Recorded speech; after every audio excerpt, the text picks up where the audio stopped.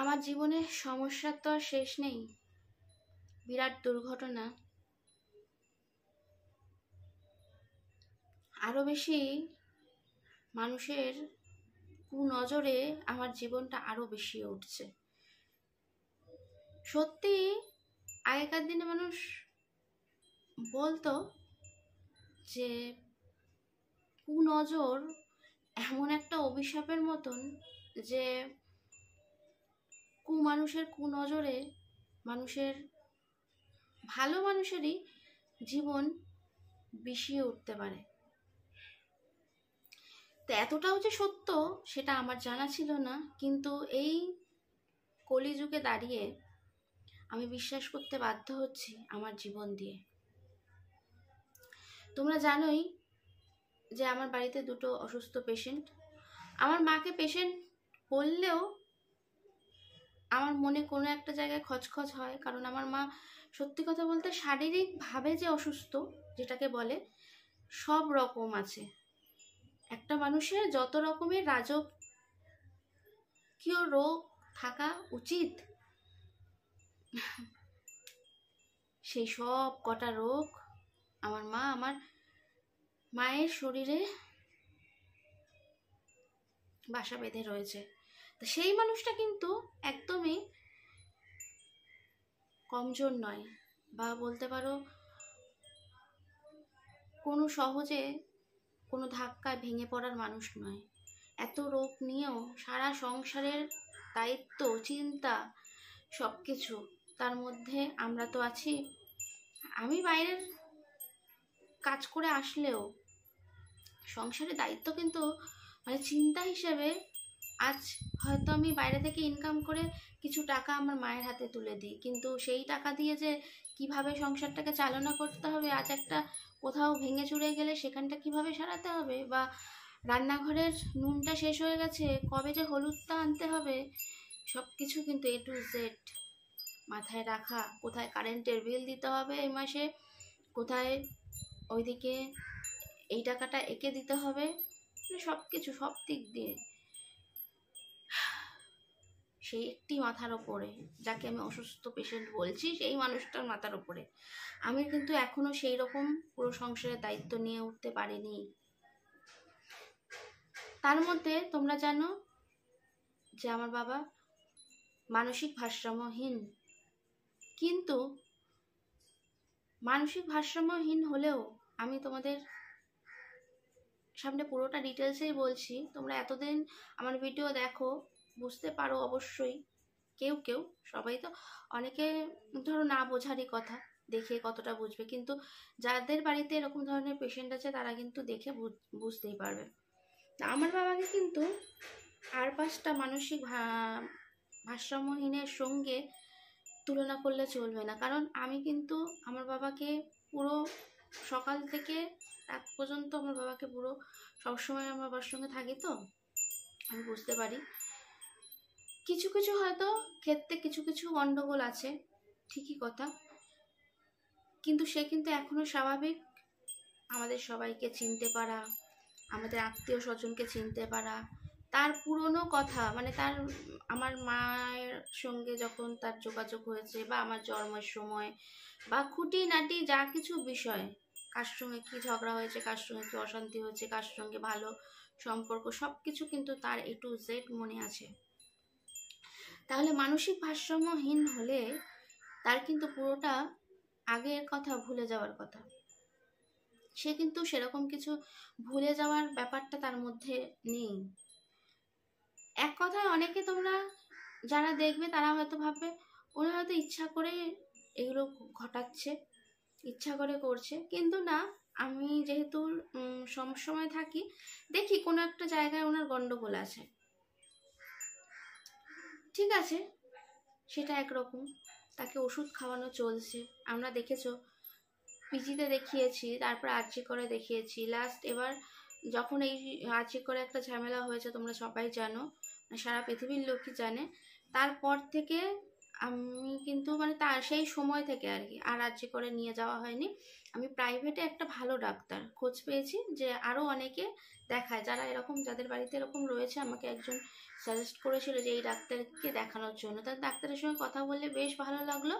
ওনার বয়সটা একটু বেশি, এজটা মানে অনেকটা অভিজ্ঞতা সম্পন্ন মানুষ।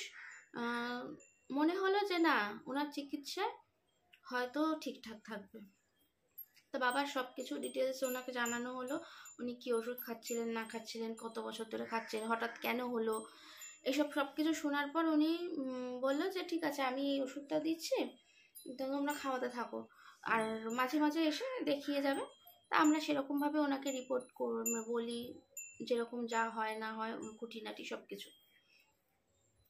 একবার উনি ওই ওষুধটা চেঞ্জ করে, মানে প্রথম দেখানো হয়েছিল, তারপরে সেকেন্ড বার উনি চেঞ্জ করেছে, তারপরে সেই ওষুধটাই চলছে, আর চেঞ্জ করেনি। বলে ঠিক আছে, এটাই এখন চলুক, তারপরে দেখছি। কিন্তু আমার বাবা কিন্তু ওষুধ খেয়ে বলো বা যাই বলো নর্মালি রয়েছে। সে তাকে যেটুকুনি এই স্নান তো ছেড়ে দাও, নিজে মানে মানে এমনি নর্মাল দিনে শুধু জল ঢেলে স্নান করে, কিন্তু ওই সাবান মাখা, শ্যাম্পু মাখা, যেগুলো আমরা স্বাভাবিক সাধারণ মানুষরা করে থাকি, সেগুলো বললে উনি করে না। তার জন্য আমি কি করি, সপ্তাহে 2 দিন যখন আমি সময় পাই, সব সময় তো সপ্তাহে 2 দিন হয়তো হয়ে ওঠে না, সপ্তাহে 1 দিন, কি কোনো সময় বাড়ি থাকলে তখন পরপর হয়তো, তা আমি ওনাকে ধরে বেঁধে শ্যাম্পু মাখিয়ে সাবান মাখিয়ে স্নান করিয়ে দিই। কিন্তু এমনি নর্মাল রোজকারের স্নান উনি নিজে জল ঢেলে করে নেয়। এবার জানোই তোমরা, আগের কয়েকটা ভিডিওতে আমার দেওয়া আছে আমার চ্যানেলে, তোমরা দেখে নেবে। যারা নতুন আছো তাদের জন্য বলছি, যারা পুরনো আছে তাদেরকে বলার কিছু নেই, তারা জানো যে আমার বাবা একদিন ছাদের কার্নিশে উঠে গেছিলো, মানে কি যাচ্ছে তাই অবস্থা। তো কোনো রকমে ধরে বেঁধে মানে তাকে নিয়ে আসা। আবার কিন্তু এমন না যে সে সেটা করতে চাইছে, সে কিন্তু নিজে যখন তাকে নর্মালভাবে আমরা জিজ্ঞেস করছি যে তুমি এরকম কেন করছো, কেন তুমি কার্নিশে উঠে গেছিলে, তখন কিন্তু সে বলছে যে আমার মনে হলো আমি চলে গেলাম, কেন আমি জানি না। আবার ডাক্তারও আমাদেরকে বের করে দিয়ে ওনার সঙ্গে একা কথা বলেছে, যে হয়তো বাড়ির লোকের সামনে, এবার ওনার মনে হচ্ছে আর কি যে বাড়ির লোকের সামনে হয়তো উনি নাও বলতে পারে। তা আমি বাড়ির লোককে বার করে দিই, তারপরে কিন্তু উনি কথা বলেছে। উনি তারপরে আমাদের সঙ্গে শেয়ার করেছে যে আমি কিন্তু নর্মালভাবে ওনাকে জিজ্ঞেস করলাম যে আপনি এটা করেছিলেন কেন, আপনার কি কোনো রকম সমস্যা হচ্ছে বাড়িতে বা কিছু। তো উনি কিন্তু তখন বলছে না, কোনো রকম কিছু সমস্যা হয় না, আমাকে সবাই ভালোবাসে, সবাই মানে কোনো কিছুতেই কোনো কিছু অসুবিধা নেই। কিন্তু আমার সেদিনকার মনে হয়েছিল, তাই আমি কান্নিসে উঠে গেছিলাম, মনে হচ্ছিল না মরে যাই, এই একটা প্রবলেম। তারপরে এমন আমার এই পুরী যাওয়ার আগে হঠাৎ করে যেদিনকার শুনলো যে আমি পুরী যাচ্ছি, কান খুঁচিয়ে, না উনি কয়েকদিন ধরেই শুনছে যে আমি যাবো আর কি। তারপরে যেদিনকার আমার যাওয়ার দিনকার, সেদিনকার আগের দিন বিকেলবেলা উনি এমন কান খুঁচিয়ে রক্ত বার করে দিল, বলছে মাথা দিয়ে রক্ত পড়ছে। এই কেসটা ওনার প্রথমে যখন অসুস্থ হয়ে পড়ে তখন এইটাই কিন্তু সিমটম ছিল। সকালবেলা হঠাৎই উনি যেখানে কাজ করতেন সেখানে তো বলে এসেছিলেন যে আমি কাজ করতে পারবো না, আমার কিডনি পচে গেছে। এবার সত্যি সত্যি যে মালিক থাকবে সে তো একটু চিন্তায় পড়ে যাবে, সত্যি মানুষের হতেই পারে হয়তো ওনার কোনো সমস্যা হচ্ছে। তখন উনি আমাদেরকে ফোন করে বলে যে ওনার একটু শারীরিক পুরো ফুল বডি চেক আপের ব্যবস্থা করুন। তো ওনার তখন ইএসআই ছিল, আমরা মানিকতলায় নিয়ে গিয়ে ওনার ফুল বডি চেক আপ করিয়েছিলাম। এমআরআই থেকে শুরু করে সব কিছু হয়েছে A to Z। তখন ডাক্তার কনফিউজড, কিছু নেই ওনার শরীরে সেরকম একটা।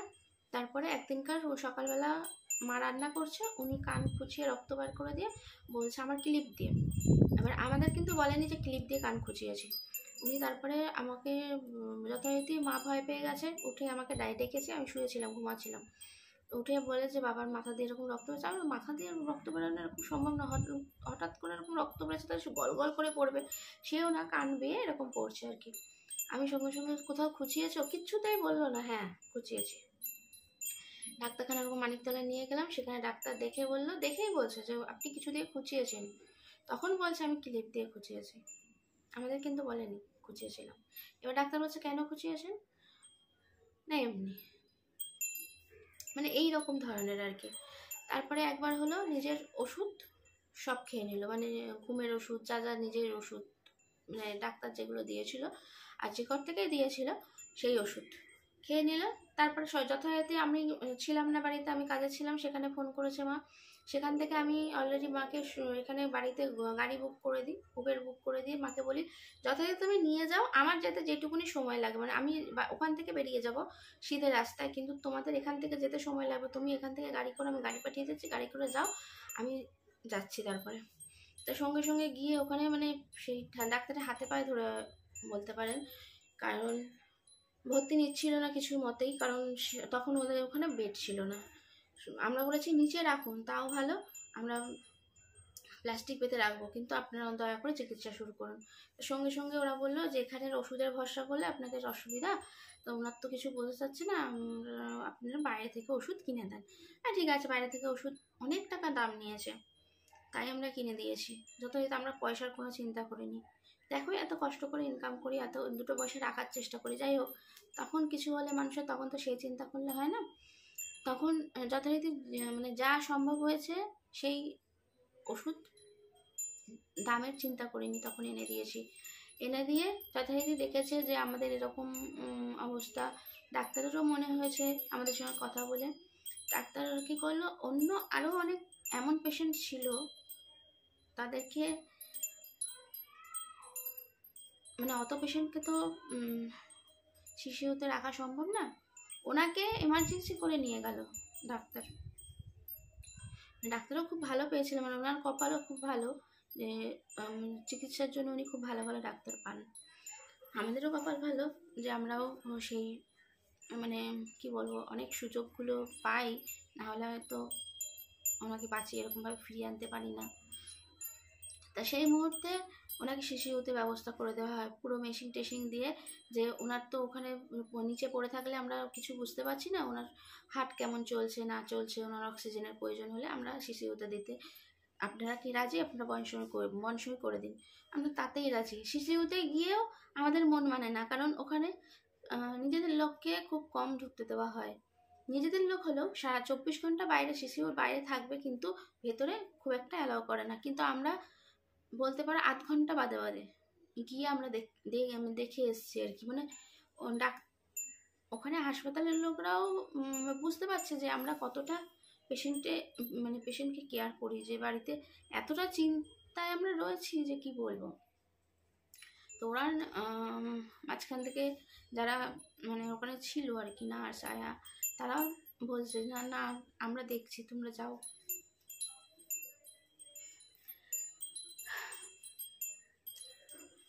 কারণ ওখানে মেয়েদের অ্যালাউ করে না, যেহেতু শিশুতে বেশিরভাগ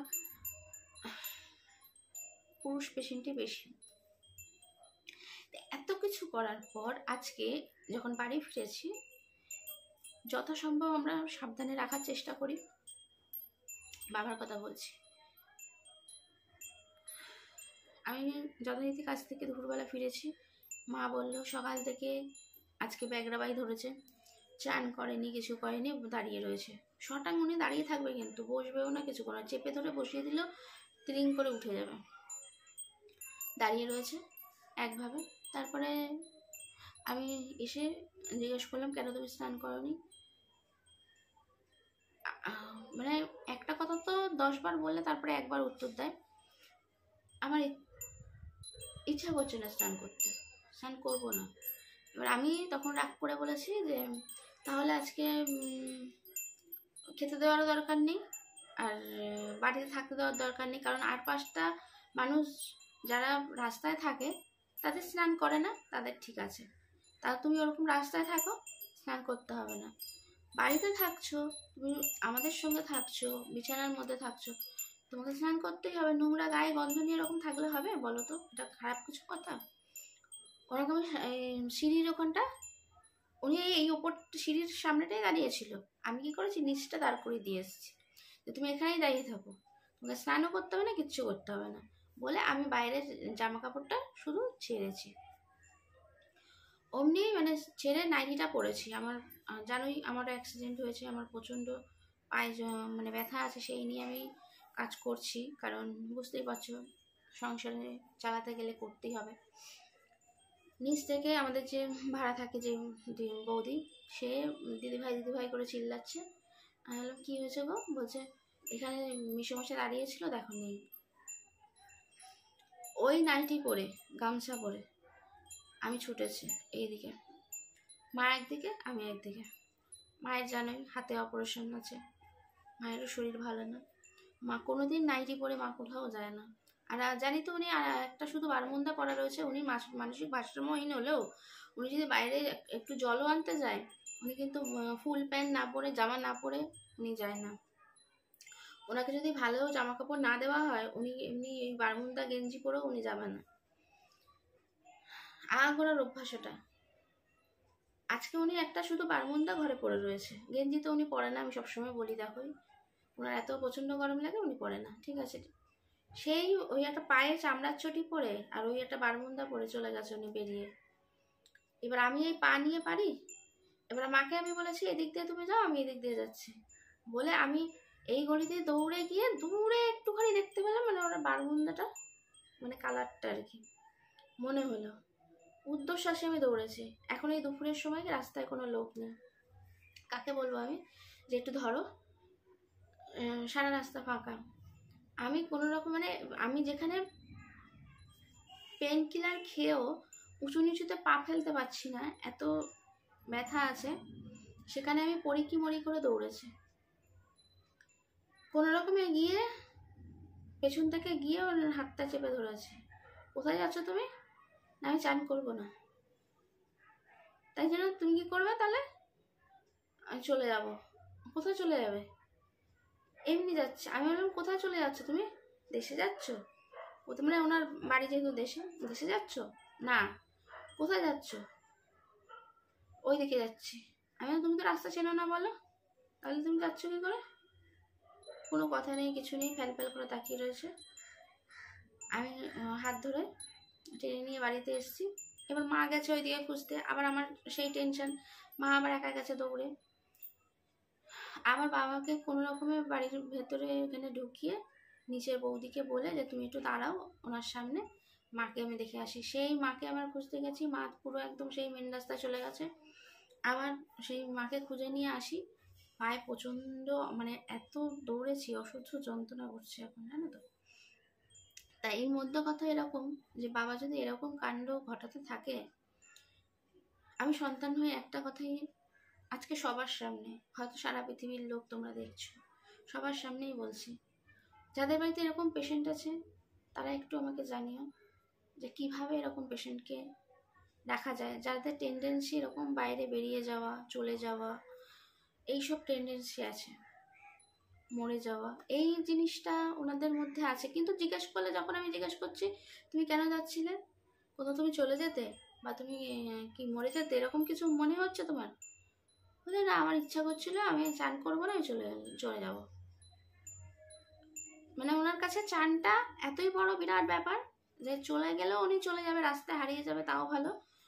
এবার বলো তো, আর যদি চলে যেত, কোথাও হারিয়ে যেত, উনি তো আর ঠিকানা যদি না বলতে পারতো, আমি কোথায় খুঁজে পেতাম? মানে এইসব তোলপাড় চিন্তা করে না আমার কোনো কিছু এডিট করা ভিডিও পড়ে রয়েছে, আমি এডিট করতে পারছি না। তাই জন্য আজকে তোমাদের এইটুকুনি ভিডিও আমি কোনো রকমে এই কথাটা শেয়ার করার জন্য, যে সত্যি কথা বলতে তোমরা একটু জানিও কারোর বাড়িতে এরকম পেশেন্ট থাকলে। আর আমার পক্ষে সন্তান হিসাবে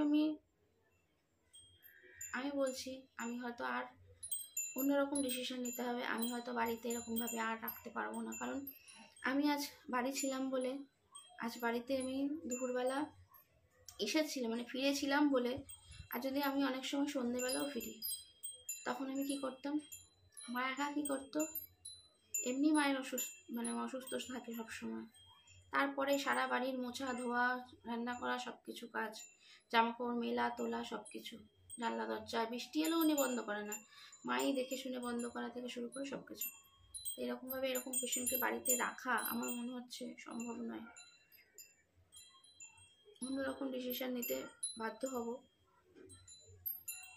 দেখো, এরকম পেশেন্টকে যদি আমি আটকে বেঁধে রেখে দিই, সেটাও দেখতে খুব খারাপ লাগবে। যারা দেখবে তাদের পক্ষে মনে হবে যেন আমি অত্যাচার করছি। তার থেকে আমার মনে হয় তাহলে অন্য কোথাও যদি উনি ভালো থাকে, উনি যদি ওটাই ওনার কপালে লেখা থাকে, তাহলে তাই হবে। আমার পক্ষে তো আর সম্ভব হচ্ছে না এর থেকে বেশি করা। কি করব? আমি ইনকাম করব না, আমি আমার এই অসুস্থ মানুষগুলোকে মুখে ভাত জোগাড় দেবো, না আমি অসুস্থ মানুষগুলোর মুখে ওষুধ জোগাড় দেবো, না কি আমি দেখবো এই মানুষগুলো কোথায় কি চলে যাচ্ছে, কোথায় কি হয়ে যাচ্ছে, নাকি দুর্ঘটনা ঘটিয়ে ফেলছে।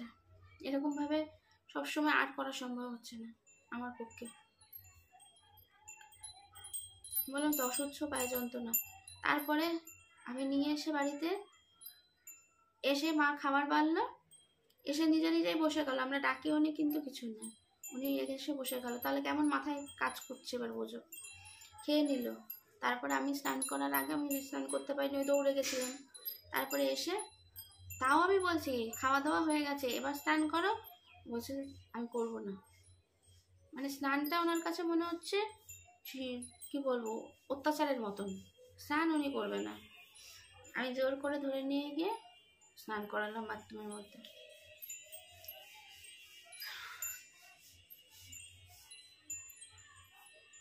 জানি না কি করব না করব। আজকের ভিডিওটা এইটুকুনি ছিল। আমি আর পেরে উঠছি না, জীবনের সঙ্গে লড়াই করতে করতে বড্ড ক্লান্ত। এটুকুনি বলার ছিল, আর কিছু বলার নেই আমার।